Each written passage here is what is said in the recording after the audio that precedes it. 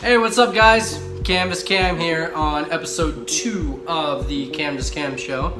Obviously, I have a better setup, a different angle of my workspace, which is kind of cool because you can actually see the art, see my workspace. I got a little R2-D2 right here, never leaves my side. Hey, so today I'm going to talk about the 10 ways that I stay motivated to do art and create things. This list is not defined to just artists. This list is to everyone, essentially. Whether you be a photographer, spoken word poet, etc. You know, this list applies to everything. So, here we go.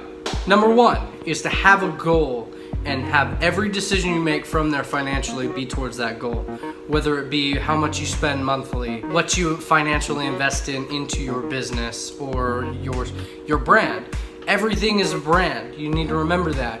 If you want to be successful in anything, especially because social media is such a titan, you have to be aware of your brand and its consistency. And so investing into your brand is very, very important in the decision making and your goal. Number 2 is try new things. I can't tell you how many times I get stuck in a certain style of graphic design or art, and I get so bored of it and I get so burned out that I don't do anything more. Trying new things, trying new styles is always a must, and it keeps art exciting. It keeps just photography exciting and, you know, wording exciting. Number 3 is to follow people in your niche that is better than you. I know that's hard for some people. I fully realize I am not the best artist in the world. So I follow better artists than me to keep me motivated on social media. Instagram. I follow so many bigger artists with way more following, and I'm inspired by them and how much that their content that they are putting out. Dave Quiggle is one of them. I follow him, and if you're a graphic designer and you're watching my feed, you know, go check him out. He is a designer that I love his work. Benny Gold is another one.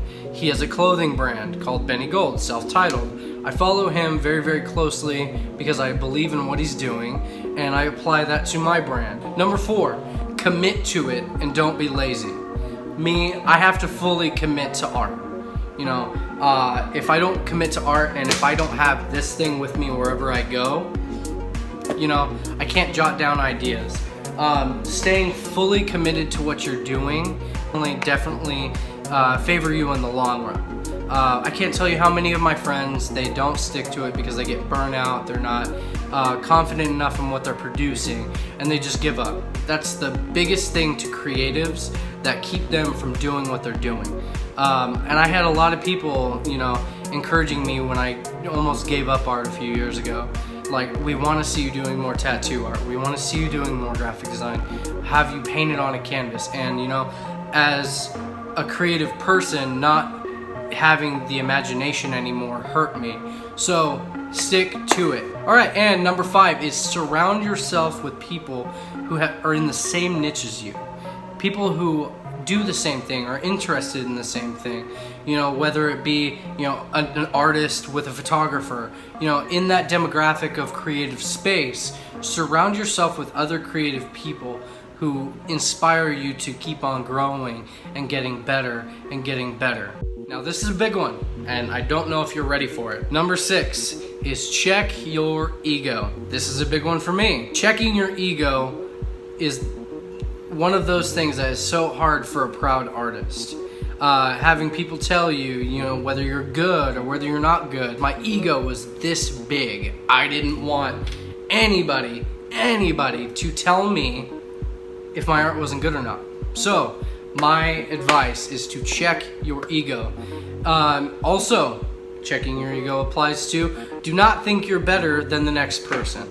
Especially on this channel, I'm going to encourage everybody that you could be better than me. And hey, there are probably some people on here that are better than me watching. Why are you watching my channel? I have no clue at all, but hey, maybe this will help you as well. When you come to realize that you are not the best artist, and you won't be the best artist, it's a humbling experience. And that's what this channel is about. I want to encourage young artists that they can be a part of a community and not be judged, you know, and be a part of an artistic community and not feel like it's competition. So checking your ego, very, very, very important. So as we get farther into this list, these explanations are going to be a little bit more longer. This one is one of them. Number 7, you have to notice that this takes time and it's not easy. When I graduated high school and I fell in love with graphic design, I 100% thought I was gonna be the best. I thought that I was gonna accomplish all of this stuff in no time flat. I thought I was going to acquire this because art is easy to me. Well, I've been in it about 8 years and I'm just now learning some of the things that is making me a better artist. I wouldn't say I'm the best, but I'm finally at a point where I'm comfortable to say that I'm a great artist, a great graphic designer. That's 8 years, guys. You're not gonna jump into it right away. And that applies to anything, whether you're video editing, whether you're doing spoken word poetry, whether you're doing photography. It takes time to learn these things. It takes time to learn the technology behind it. It takes time to learn how to sketch a circle. You know, you're not gonna jump into these things and immediately make money. That's why we're into this stuff, right? We're into it to make money, but also make money doing what we're passionate about so it doesn't feel like work. Well, you have to pay your dues. To any of you graphic designers out there watching this that are either beginner or you're up there, you're either gonna go, ah shit, really? It's gonna take years? Or you're gonna be, haha, that's true shit right there. This side being the more experienced artist. This stuff doesn't hand itself to you. It costs money to make money. When I realized that little detail, I started spending money on design equipment. You know, I have a touchscreen tablet right here. Bing, bing. I'll add that probably in later, maybe not. But when I bought this touchscreen tablet, that's when I started realizing that it costs money to make money. If I could tell you how many brush kits that I have bought over the years, it would blow your mind. Something you can't physically touch. It's not like I bought these Bluetooth headphones. I'm touching these. No, this is a brush.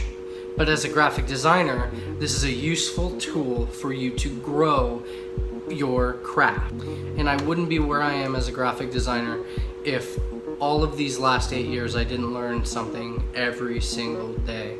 Number 8, stay as busy as possible. Now, this may seem hard, you know, given the fact you probably work, you're probably going to school, etc. I'm telling you, staying as busy as possible, even down to just sketching an idea, writing down a line of poetry, whatever it is, you have to stay as busy as possible. And if you don't, you're not going to produce what you need to get the inspiration to keep on going. Staying as busy as possible will also boost what you have. It'll increase the amount of content that you have, you know, the amount of prints you have to sell, the amount of design work going out on your social media. Social media is such a big thing. If you don't stay busy enough on social media, you will not grow in followers. You will not have people interested in what you're producing. If I didn't post something on Instagram often, maybe 3 times a week or 5 times a week, if I didn't post art on my Instagram, there would be no reason for anybody to follow me. Being busy as possible will benefit you in any situation, whether you be an artist, photographer, etc. All right, folks, number 9, stop expecting things. Now that sounds harsh, I know, but as a young designer, I expected things. You know, I would learn from my friends, or I'd do this and that, and you know, it's like, oh, can I get that? Can I get that texture? No, as any young creative, you have to stop expecting things. If that one person that you look up to decides to give you a tool that you need, then awesome. Good on him, you'll learn from there. But you are never going to learn anything if you expect and you ask for things for free. Like I said before, you have to pay your dues. Also, if you're selling something, do not expect your friends to buy your product. Do not expect your friends to always buy a shirt. This is personal to me. Do not expect your friends to buy a shirt. Do not expect your friends to buy a print, because you're only going to set yourself up for failure. The way I look at it is, if I can't sell art, if I can't sell a Canvas t-shirt, then I'm doing my job wrong. I have to find out a way to sell the things that I am producing. Stop expecting things, because ultimately it'll burn bridges with the people that you care about the most. Stop expecting things. This is important. And lastly, on a brighter note, number 10, believe in yourself. This is a hard thing for most creative people because we get so down on ourselves. You know, something isn't good enough. A piece of art isn't good enough. This poem isn't good enough. Man, this lighting on this photography sucked. Believe in yourself. I saved this for number 10 because it is the most important thing on this list. Because if you do not believe in yourself, the things that you are passionate about are meaningless. Because after a while, if you're not believing in yourself, you will not have any happiness in what you're doing.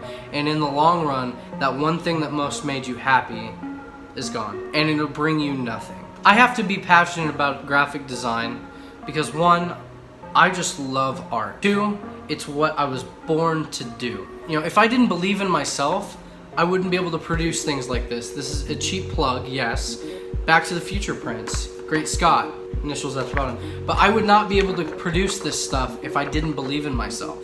I wouldn't be sitting right here surrounded in art if I didn't believe in myself. I wouldn't have spent money on this graphic design equipment if I didn't believe in myself. Take what I have to say out of this entire list and know that this is the most important one. Believe in yourself and you will be able to do things. Don't let the words of other people who don't understand get you down. Believe in yourself and you will do big things with what you're passionate about. So that is my list. Thank you for watching if you made it down this far. So like and subscribe. This is episode 2 of the CanvasCam show.